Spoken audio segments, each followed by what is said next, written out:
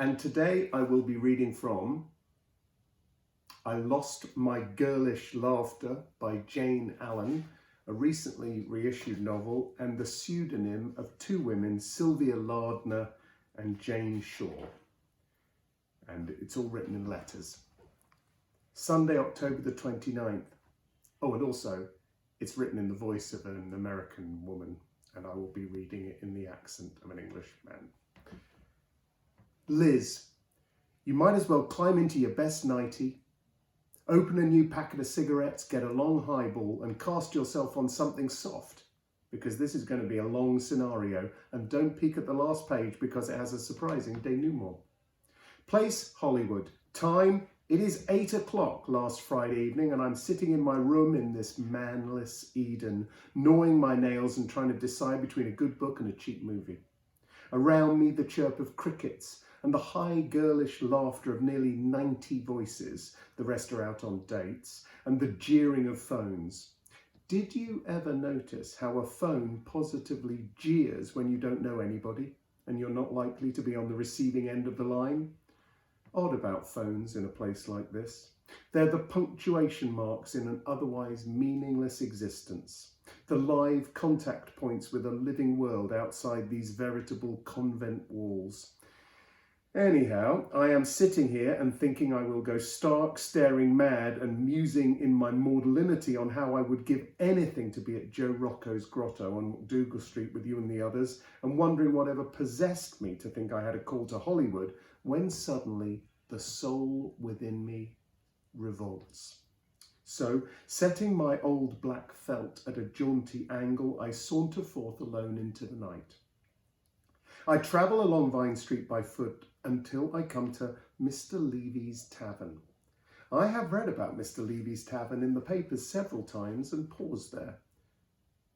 That proves my downfall, for the sound of merriment within and the clinking of glasses produce a nostalgia I cannot ignore.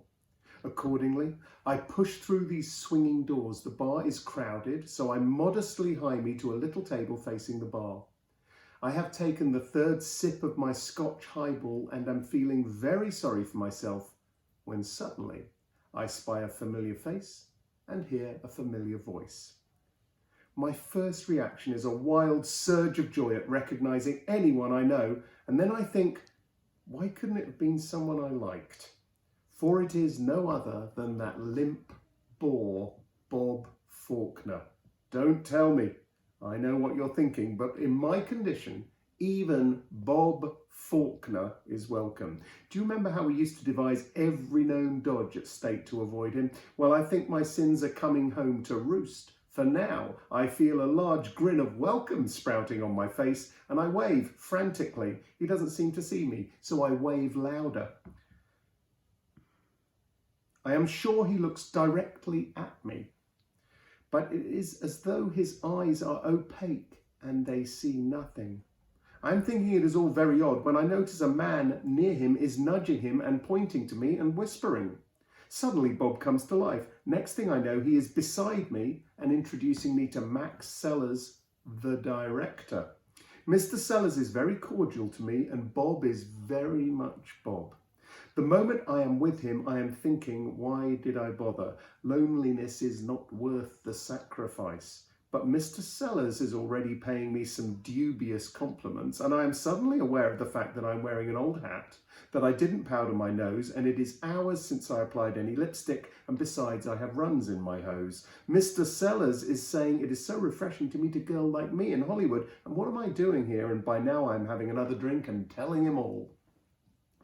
Mr. Sellers is most sympathetic. He says, isn't it a coincidence? Because just today he heard of a very fine job as secretary to Sidney Brand, the producer, and I will fit the bill because Mr. Brand believes in the higher education and won't have anything less than a college girl as his secretary.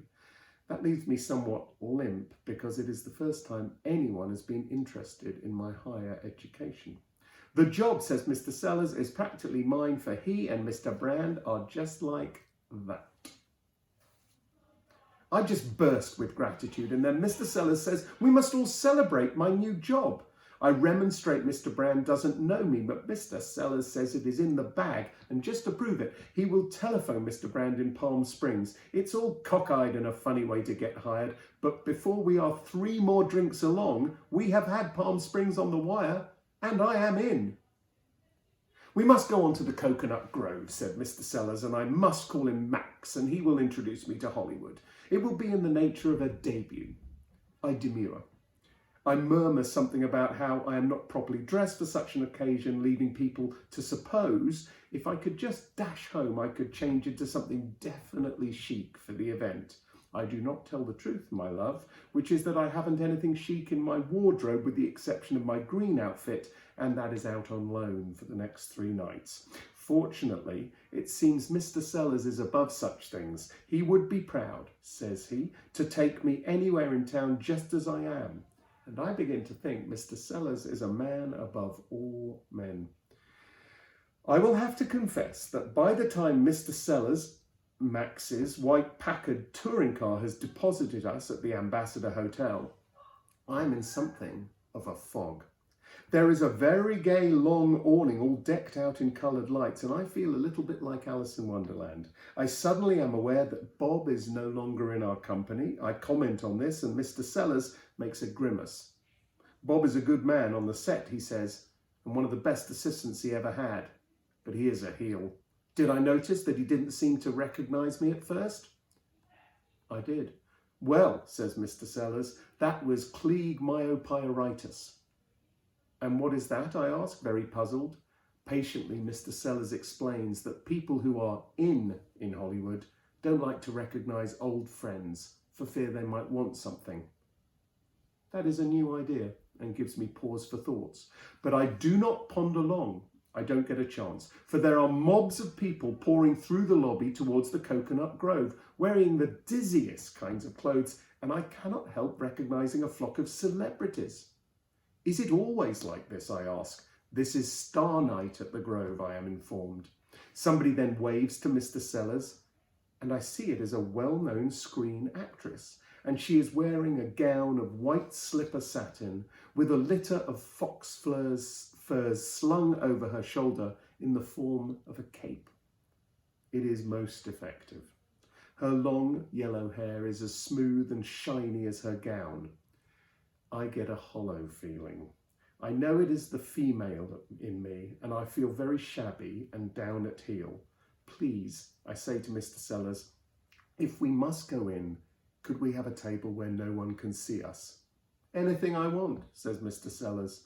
But the lass of the yellow hair has hooked her arm into Mr. Sellers, and she is crooning in a lovely husky voice. Hello, Max, darling. Why don't you join us? Gary is here with me. It isn't until then that I notice a very beautiful young man whose face is not familiar to me. I am introduced. The blonde lovely, whose name I cannot mention for reasons you will understand later, is very polite to me, but frankly puzzled. I begin to think maybe my petticoat is showing. Then Gary is saying, howdy dood, in a very Christ College accent, and I suddenly remember reading something about a new English star who's making his debut opposite the blonde. The answer to all that is we get a ringside table, willy-nilly. It is some moments before I get my bearings, and even then I think I am in a nightmare. You know, like the dream where the rector calls and all you have on is your nightgown. The Grove is an enormous place and hundreds of people are jammed in. There are trees all round, palm trees with coconuts and stuffed monkeys. I think I'm seeing things, so I decide to have another drink. We are all very gay, and Mr. Sellers seems to think I am something of a wit. He is very devoted. Even Gary unbends and pays me some attention. I expand, and my female soul is very happy indeed. A lot of people who are dancing by stop at the table to say hello, but to Mr. Sellers' annoyance, they do not seem to notice me. Because, he hisses behind his hand, I am no celebrity, or at least a beautiful chorus girl. People think I am a nobody. Well, He will show me what makes the wheels go round in this village and how phony it all is. We will fool everyone. So when a very prominent producer stops by with his wife, who is a star, they say hello to Mr. Sellers, the blonde, and Gary. And then Mr. Sellers says, and of course you know Madge Lawrence. They hesitate for a split second and then shake my hand vigorously. Of course, they say. So we continue this little game, and will you believe it? Without exception, all these important film people say, of course, yes, how do you do? Mr. Sellers chuckles. You are a celebrity now, he whispers to me. And I am still thinking, though, that I don't relish all this publicity when the music stops and they shoot a spotlight on our table. 1,000 eyes turn to us and I want to crawl under the table. I must be a sight by this time. The blonde gets up and gets off a beautiful little speech. It seems she is the star of the night. The English actor is then introduced and everybody applauds. Mr. Sellers then takes a bow. Then all around me I hear little whispers.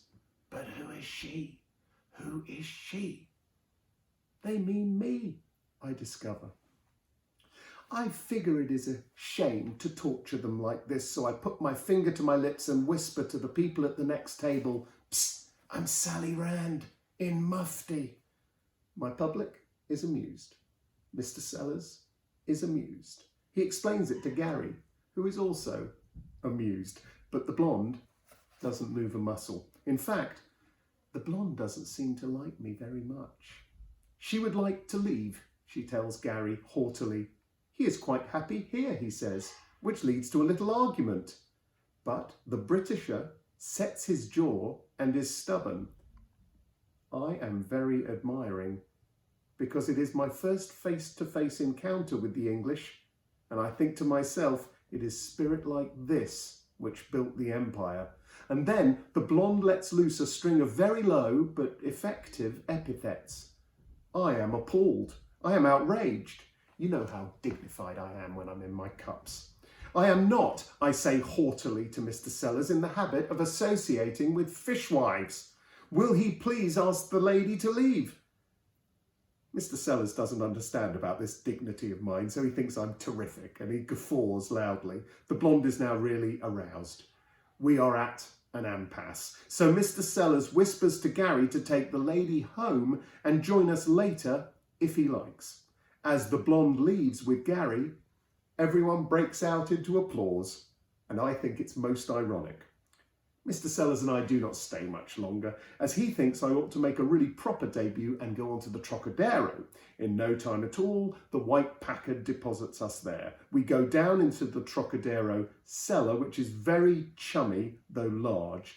I like it much better because with its pine walls and red leather seats, it is less fancy than the Grove, and besides, the people look more like human beings. There are a number of gentlemen stagging it around the bar, which I think is selfish of them, for Hollywood is swarming with ladies who are very agreeable and they ought to do something about it. Mr. Sellers must be popular because they come over to our table and pay me some very elaborate compliments. Mr. Sellers whispers to me that he has a bad reputation, and these gentlemen think I am the new favourite and are therefore paying court to me. They all want something, he says a little despondently. A dark, vivacious young lady in the most elegant sports outfit I have ever seen comes tripping over to the table with 4 very effeminate escorts, and when she is introduced to me, I recognise her. She is a celebrated Follies beauty whose tour de force is a devastating frankness backed up by $1 million divorce settlement. We all have a very gay time indeed, and I am feeling that I am in when the dark lady cracks out with, "And what are you doing pictures, Miss Lawrence?" "I'm a secretary," I say happily. She stares at me as though I am a bad joke.